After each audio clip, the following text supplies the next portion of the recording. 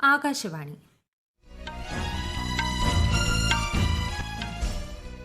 നമസ്കാരം. വാർത്തകൾ വായിക്കുന്നത് അമൃത കല്യാണി.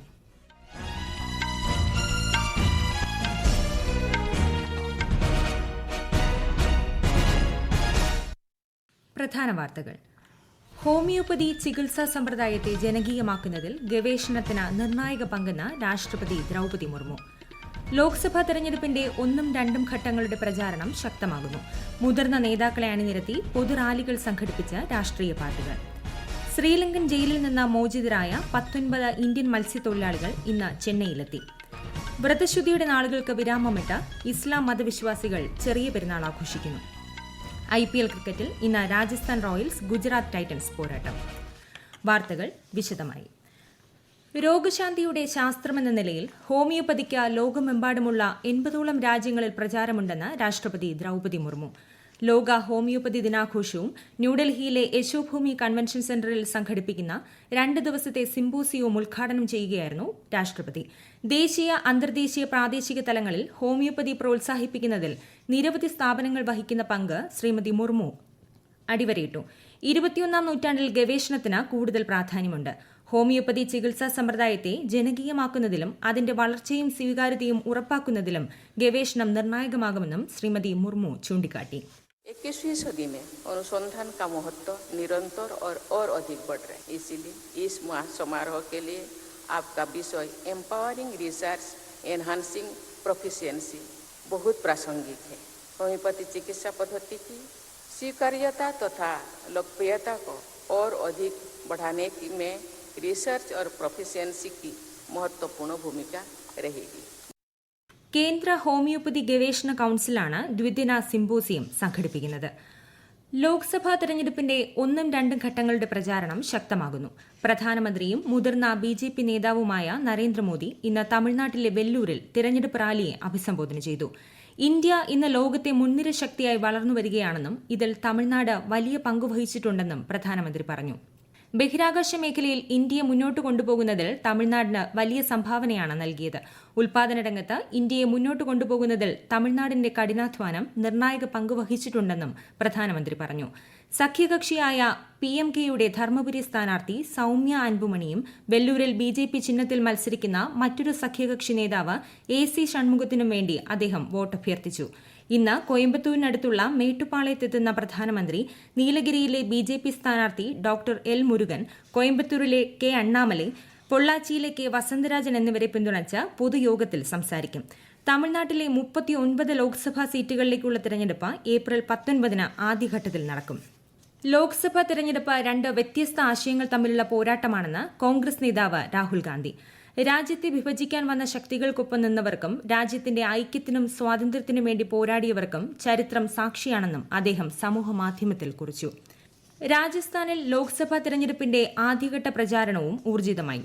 BJP, കോൺഗ്രസ്, മറ്റ് പാർട്ടി നേതാക്കളും സ്വതന്ത്ര സ്ഥാനാർത്ഥികളും പ്രചാരണ തിരക്കിലാണ്. മുതിർന്ന BJP നേതാവും കേന്ദ്ര വിദേശകാര്യമന്ത്രിയുമായ S ജയശങ്കർ ഇന്ന് ബിക്കാനീറിൽ നടക്കുന്ന സമ്മേളനത്തെ അഭിസംബോധന ചെയ്യും. ദൌസ, ജയ്പൂർ റൂറൽ, നഗൌർ ലോക്സഭാ മണ്ഡലങ്ങളിലെ തിരഞ്ഞെടുപ്പ് പ്രചാരണ പരിപാടികളിൽ മുഖ്യമന്ത്രി ഭജൻലാൽ ശർമ്മ ഇന്ന് പങ്കെടുക്കും. ഹരിയാന മുഖ്യമന്ത്രി നയാബ് സൈനി ഇന്ന് അൽവാർ ലോക്സഭാ മണ്ഡലത്തിൽ തെരഞ്ഞെടുപ്പ് യോഗങ്ങൾ നടത്തും. മറുവശത്ത് കോൺഗ്രസ് രാജസ്ഥാൻ അധ്യക്ഷൻ ഗോവിന്ദ് ഭോട്ടസാരെ ഹനുമാൻഗഡിലും ശ്രീഗംഗാനഗറിലും പാർട്ടി സ്ഥാനാർത്ഥികൾക്കായി പ്രചാരണം നടത്തും. ബീഹാറിലെ ഗയ ജില്ലയിൽ ഇന്ന് നടക്കുന്ന പൊതുയോഗത്തെ BJP നേതാവും കേന്ദ്ര ആഭ്യന്തരമന്ത്രിയുമായ അമിത് ഷാ അഭിസംബോധന ചെയ്യും. ഔറംഗാബാദ് പാർലമെന്ററി മണ്ഡലത്തിലെ പാർട്ടി സ്ഥാനാർത്ഥിയുടെ പ്രചാരണത്തിൽ അദ്ദേഹം പങ്കെടുക്കും.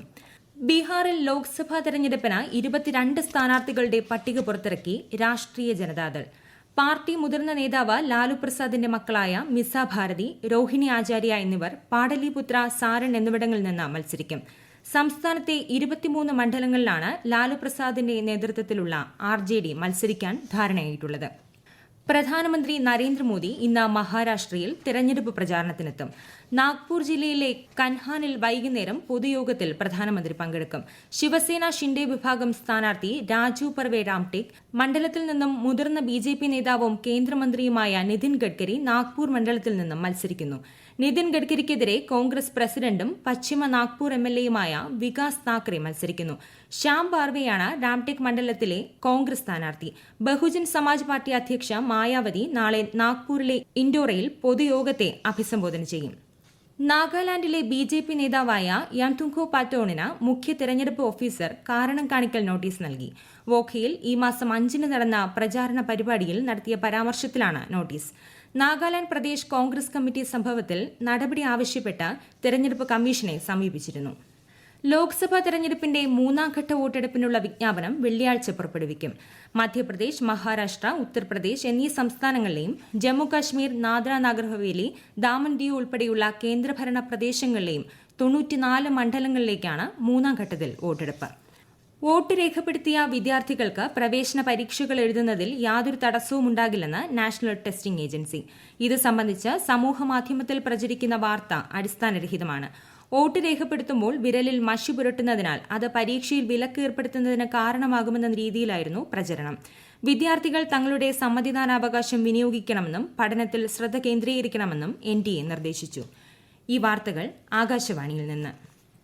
വ്രതശുദ്ധിയുടെയും ആത്മസമർപ്പണത്തിന്റെയും പുണ്യദിനമായി വിശ്വാസികൾ ഇന്ന് റംദാൻ ആഘോഷിക്കുന്നു.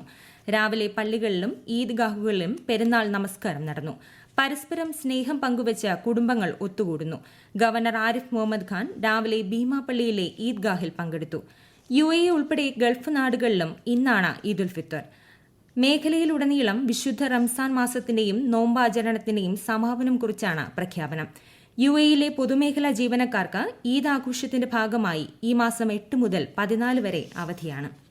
കേരളത്തിൽ അന്തരീക്ഷ താപനില ഉയരുന്നു. പാലക്കാട് താപനില 41 ഡിഗ്രി സെൽഷ്യസിലെത്തി. തീരദേശത്തും ഉൾപ്രദേശത്തും ഇന്ന് ചൂട് ക്രമാതീതമായി ഉയരുമെന്ന് മുന്നറിയിപ്പുണ്ട്. ശനിയാഴ്ച വരെ സംസ്ഥാനത്ത് 40 മുതൽ 41 ഡിഗ്രി സെൽഷ്യസ് വരെ താപനില ഉയരുമെന്നാണ് മുന്നറിയിപ്പ്. വൈറൽ ഹെപ്പറ്റൈറ്റിസ് ബാധിച്ച് മരണമടയുന്നവരുടെ എണ്ണം ക്രമാതീതമായി വർദ്ധിക്കുകയാണെന്ന് ലോകാരോഗ്യ സംഘടനയുടെ മുന്നറിയിപ്പ്. ഈ വർഷത്തെ ഗ്ലോബൽ ഹെപ്പറ്റൈറ്റിസ് റിപ്പോർട്ടിലാണ് ഇക്കാര്യം വ്യക്തമാക്കിയിരിക്കുന്നത്. വിശദാംശങ്ങളിലേക്ക്. ലോകത്താകമാനം ദിനംപ്രതി 3500 പേർക്കാണ് വൈറൽ ഹെപ്പറ്റൈറ്റിസ് മൂലം ജീവൻ നഷ്ടപ്പെടുന്നത്. പ്രതിവർഷം 1.3 ദശലക്ഷമാണ് മരണസംഖ്യ. ചികിത്സയ്ക്ക് ഫലപ്രദമായ ജനറിക് മരുന്നുകൾ ലഭ്യമാണ്. എന്നാൽ 2022 വരെയുള്ള കണക്കുകൾ പ്രകാരം ഹെപ്പറ്റൈറ്റിസ് ബി ബാധിച്ചവരിൽ 3% പേർക്ക് മാത്രമാണ് ആന്റിവൈറൽ ചികിത്സ ലഭിച്ചത്. ഹെപ്പറ്റൈറ്റിസ് കേസുകളിൽ 2/3 ഭാഗവും റിപ്പോർട്ട് ചെയ്യുന്നത് Bangladesh, China, Ethiopia, India, Indonesia, Pakistan എന്നീ രാജ്യങ്ങളിലാണ്. മരണസംഖ്യ ഉയരുന്ന സാഹചര്യം നേരിടാൻ അടിയന്തര നടപടി കൈക്കൊള്ളണമെന്നാണ് ലോകാരോഗ്യ സംഘടന നൽകുന്ന നിർദ്ദേശം. News desk, Akashvani. ശ്രീലങ്കൻ ജയിലിൽ നിന്ന് മോചിതരായ 19 ഇന്ത്യൻ മത്സ്യത്തൊഴിലാളികൾ ഇന്ന് രാവിലെ ചെന്നൈയിലെത്തി. രാമനാഥപുരം ജില്ലയിൽ നിന്നുള്ള 21 മത്സ്യത്തൊഴിലാളികൾ മാർച്ച് 17-ന് 2 ബോട്ടുകളിലായി മത്സ്യബന്ധനത്തിന് പോയിരുന്നു. ഇവരുടെ ബോട്ടുകൾ അന്താരാഷ്ട്ര സമുദ്രാതിർത്തി ലംഘിച്ചതിനാൽ ശ്രീലങ്കൻ നാവികസേന പിടികൂടുകയായിരുന്നു. തുടർന്ന് ജാഫ്ന കോടതിയിൽ ഹാജരാക്കിയ ഇവരിൽ ഒരാൾക്ക് അതിക്രമിച്ചു കയറിയതിന് 1-ലധികം തവണ അറസ്റ്റിലായതിനാൽ 1 വർഷവും മറ്റൊരാൾക്ക് 6 മാസവും തടവ് ശിക്ഷ വിധിച്ചു. അയർലൻഡിലെ ഏറ്റവും പ്രായം കുറഞ്ഞ പ്രധാനമന്ത്രിയായി തിരഞ്ഞെടുക്കപ്പെട്ട സൈമൺ ഹാരിസിന് അഭിനന്ദനം അറിയിച്ച് പ്രധാനമന്ത്രി നരേന്ദ്രമോദി. ഇന്ത്യയും അയർലൻഡും തമ്മിലുള്ള ചരിത്രപരമായ ബന്ധത്തെയും ജനാധിപത്യ മൂല്യങ്ങളിലുള്ള വിശ്വാസത്തെയും ഏറെ വിലമതിക്കുന്നതായി സാമൂഹ്യമാധ്യമക്കുറിപ്പിൽ പ്രധാനമന്ത്രി വ്യക്തമാക്കി. ജുഡീഷ്യൽ കസ്റ്റഡിയിൽ അഭിഭാഷകരെ കാണാൻ കൂടുതൽ സമയം വേണമെന്നാവശ്യപ്പെട്ട് ഡൽഹി മുഖ്യമന്ത്രി അരവിന്ദ് കെജ്രിവാൾ നൽകിയ അപേക്ഷ കോടതി തള്ളി. കെജ്രിവാളിന് ഇളവ് അനുവദിക്കുന്നതിന് മതിയായ കാരണങ്ങളില്ലെന്ന് ചൂണ്ടിക്കാട്ടിയാണ് ED, CBI കേസുകൾക്കുള്ള പ്രത്യേക ജഡ്ജി അപേക്ഷ തള്ളിയത്. മദ്യനയവുമായി ബന്ധപ്പെട്ട കേസിൽ ഏപ്രിൽ 15 വരെയാണ് കേജ്രിവാളിനെ ജുഡീഷ്യൽ കസ്റ്റഡിയിൽ വിട്ടിരിക്കുന്നത്.